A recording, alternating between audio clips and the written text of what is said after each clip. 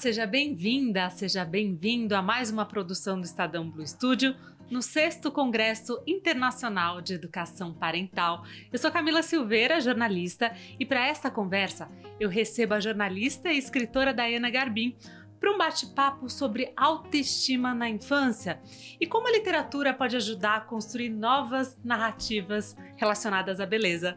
Seja muito bem-vinda, é um prazer enorme recebê-la aqui. Camila, eu que agradeço.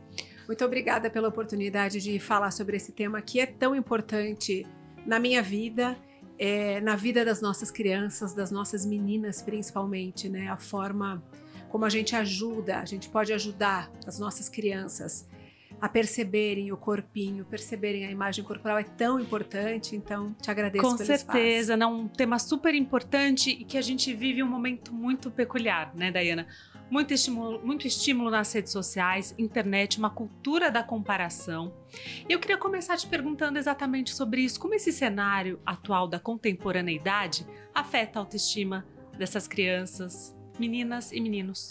Afeta muito e já não é mais um achismo, já não é mais uma preocupação que não tenha comprovação.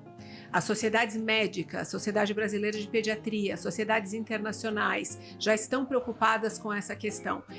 Não é exagero, Camila, a gente dizer que nós estamos vivendo uma epidemia de questões ansiosas, questões psiquiátricas e inclusive de transtornos alimentares e de imagem nas nossas meninas adolescentes e crianças cada vez mais cedo.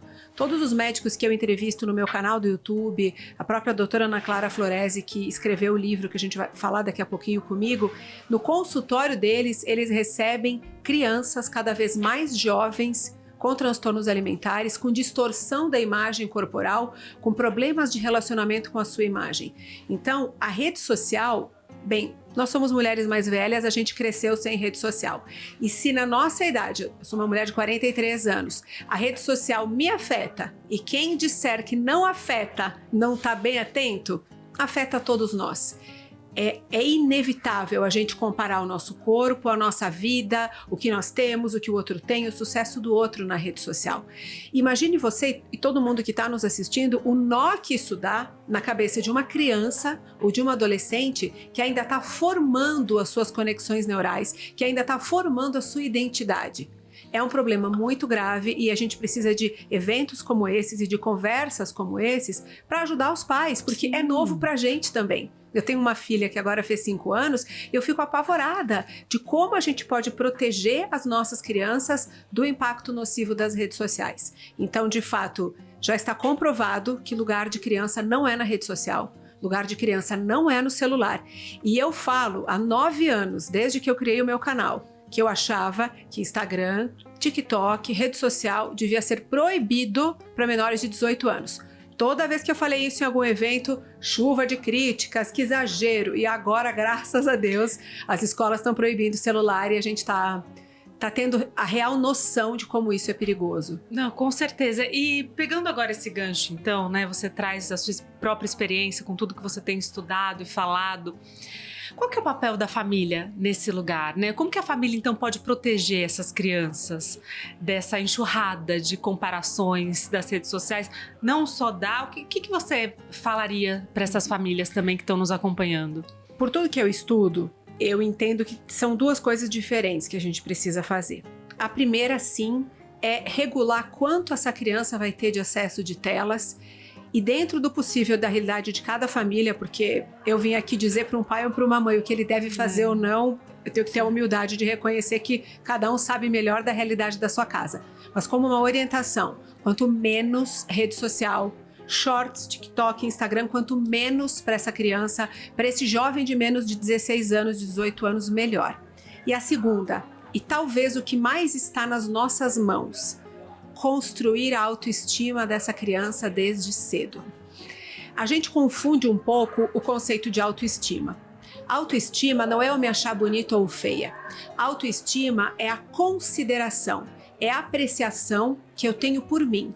É eu gostar ou não da pessoa que eu sou, do ser humano que eu sou. E isso inclui eu gostar das minhas capacidades físicas e intelectuais e eu aceitar e ser gentil com tudo que eu não gosto em mim.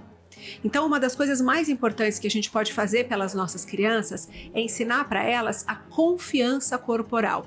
Aí você vai me dizer, o que é confiança corporal?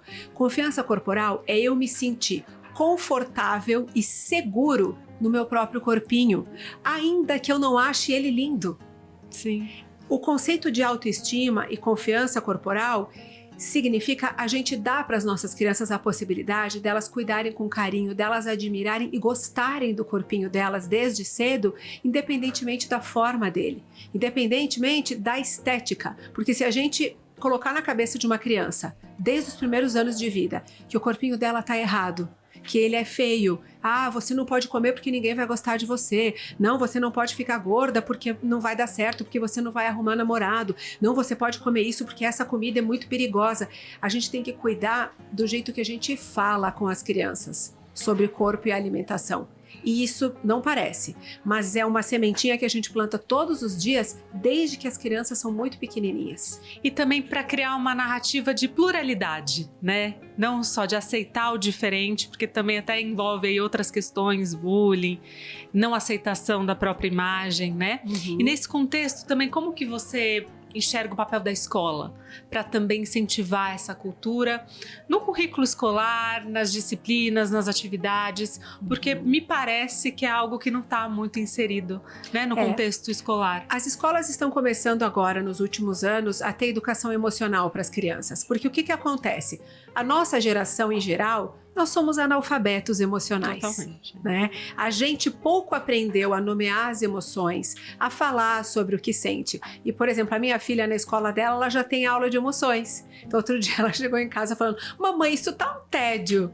Eu falei, que graça. Você aprendeu o que é tédio, mamãe? Na escola. Com 5 anos, né? Tá vendo? Olha que diferença, ela já né? sabe nomear as emoções melhor Se que a gente tivesse tido isso, né? Então, eu acho que a escola fez grandes avanços no sentido da educação emocional. Mas eu acho que a gente ainda precisa dar uma olhada para a construção da autoestima, da identidade das crianças, da confiança corporal e da aceitação da diversidade de corpos. E isso passa não só pela aceitação da diferença da forma do corpo, se é gordo ou magro, alto e baixo. É a aceitação das deficiências físicas. A gente vai ter crianças que não têm uma perninha, que não têm um bracinho, que não têm um olhinho, que passaram por doenças, que têm cicatrizes, que têm condições neurodivergentes. Então, a conversa sobre aceitar o diferente, valorizar, respeitar, ela é muito importante para que a gente possa ter uma criança que depois não vá fazer o bullying com quem é diferente, que não vá causar um sofrimento. E para a criança que tem a diferença, que ela não se sinta fora, não pertencente àquele lugar. Então, quando a gente fala de trabalhar autoestima, autoconfiança corporal, diversidade dos corpinhos das crianças, a gente está falando em prevenção de doenças psiquiátricas na adolescência e na vida adulta. Porque uma autoestima em pedaços, quantas mulheres estão ouvindo a gente aqui? Porque geralmente a mulher passa mais por isso. E de alguma maneira foi criada que entendeu que não tem valor. Eu chamo isso de desvalorização de si mesma. Muitas vezes, do jeito que a gente cresce e desenvolve a nossa autoestima, a gente sente que não tem valor. Uma criança que entender por alguma razão que não tem valor, vai ser uma adolescente que vai entrar na adolescência com muita dificuldade de achar que tem valor. E daí, para um transtorno depressivo, ansioso, um transtorno alimentar ou outros transtornos psiquiátricos, infelizmente é o que a gente está vendo, esse crescimento. Então, de novo, ajudar as nossas crianças a aprenderem que elas têm valor, as suas capacidades, as suas qualidades, aceitar suas vulnerabilidades e defeitos, sem simplesmente só olhar para o estético, para o bonito ou feio, porque eu acho que isso vai se encaixar, isso vai ser aceito. É a pluralidade, porque aí a gente consegue sentir que a gente tem valor, mesmo sendo diferente do que dizem que é o padrão de beleza ou que é melhor para você crescer sendo aceito. Com certeza. Pensa que sofrimento gera, e nós vivemos isso, você crescer achando que só existe uma possibilidade de beleza e felicidade. Isso adoece a nós, mulheres adultas, adoece a homens, porque eu recebo no meu trabalho mensagens de homens que sofrem de transtornos alimentares, de distorção da imagem corporal e tem um sofrimento imenso com o corpo. Então a gente não está falando só de dores de mulheres, né? E preparar as crianças para isso é preparar os meninos para que eles tratem diferente o corpinho das meninas, com mais respeito, com mais aceitação. Então eu acho que a gente está falando de uma coisa que é muito maior, né? E nesse contexto, existe uma ferramenta muito potente que você também utiliza, que é a literatura, né? Para ajudar a fortalecer a autoestima, a explicar tudo isso, a trazer novas narrativas. Queria que você apresentasse o seu livro, esse trabalho, né, que você fez. Então, a gente acabou de lançar pela editora Collie Books esse livro infantil que se chama Muitas Belezas. Vou mostrar para vocês aqui. Ele é um livro que eu e a doutora Ana Clara Floresi, que é médica psiquiatra, foi minha psiquiatra quando eu fiz o meu tratamento do meu transtorno alimentar há 10 anos. E nós duas nos tornamos mães, acabamos ficando amigas e em conversas a gente dizia, existe pouca bibliografia para os pais trabalharem as questões corporais e de autoestima com as crianças. Então vamos lançar um livro infantil? E foi assim que a gente fez, Muitas Belezas. Ele é uma história de uma escola de cachorrinhas. Então a gente tem cachorrinhas de várias raças diferentes numa escola, na Escola Futuro Lindo.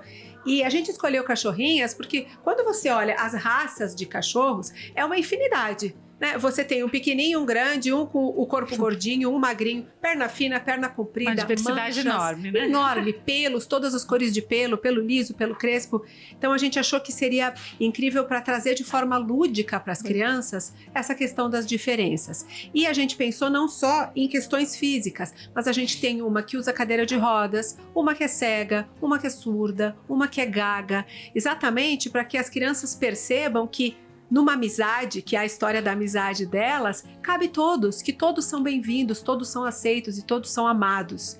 E pensando em como levar conceitos importantes para os pais, junto com o livro, vai esse encarte, que ele é um encarte separado, que tem orientações para pais e professores. Então, como eu te falei, né, mais cedo na nossa conversa, em geral nós somos analfabetos emocionais. Então a gente explica para os pais os conceitos. Então a gente explica aqui o que é a imagem corporal, o que é autoestima, o que é confiança corporal.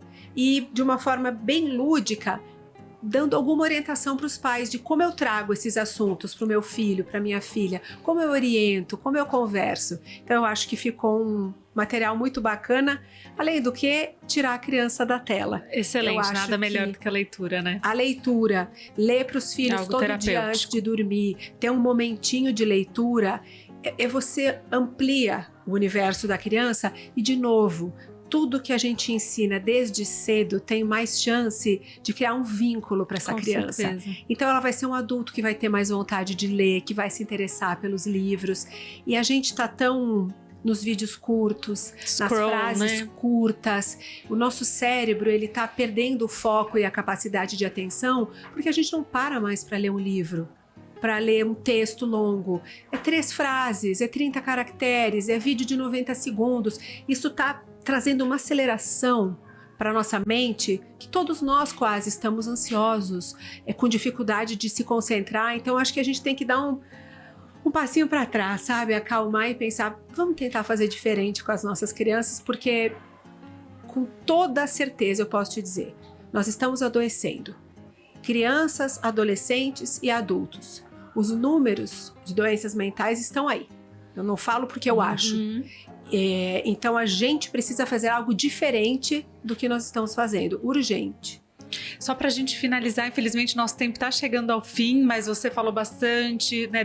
Falou coisas muito importantes sobre a autoestima, mostrou o seu livro, só que eu queria que você, para a gente finalizar, se você pudesse destacar uma dica prática, algo que as famílias podem fazer em casa. Eu vi que tem um espelhinho, para fortalecer essa autoestima, essa potência das crianças. A dica mais importante de todas, que eu acredito: pare de falar mal e criticar o seu corpo e o corpo das outras pessoas na frente da sua criança. Importante. Como eu trato o meu corpo? O que o meu filho aprende quando eu me olho no espelho? O que eu falo do corpo dos outros? Eu critico o corpo dos outros o tempo todo? Eu só falo de regime, de perder peso, de tomar remédio? De que eu tô gorda, de que eu tô feia, de que eu tô velha? O assunto principal da minha casa, ou um assunto recorrente, é falar sobre a aparência dos outros? As crianças aprendem mais por como a gente se comporta e o que a gente fala. As crianças observam tudo. Então, o jeito como a gente trata os nossos corpos, a nossa alimentação e o corpo das outras pessoas, lembra disso. Tem sempre uma criança ouvindo e aprendendo algo. E aí, essa é uma frase que eu gosto muito de falar. O que os seus filhos aprendem quando você se olha no espelho? Maravilhosa, olha, excelente. Com essa frase, com essa dica, com essa inspiração, a gente então finaliza aqui a nossa conversa potente, sensível sobre autoestima, sobre corpos, que essa conversa inspire também que as crianças, adolescentes possam existir em diferentes corpos e diferentes belezas, né? Exatamente. Quero te agradecer muito por essa oportunidade. Obrigada. E para encerrar, eu só queria te dizer que eu fui uma mulher que sofri muito.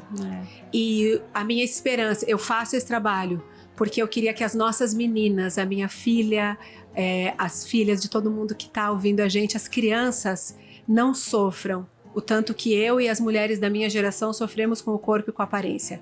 Então, que a gente possa fazer alguma coisa de diferente pelas nossas crianças. Muito obrigada pela oportunidade. Eu que agradeço pela participação, por ter aceitado o nosso convite. Imagina, eu que agradeço. Obrigada. Obrigada também a você que nos acompanhou e até a próxima conversa. Tchau!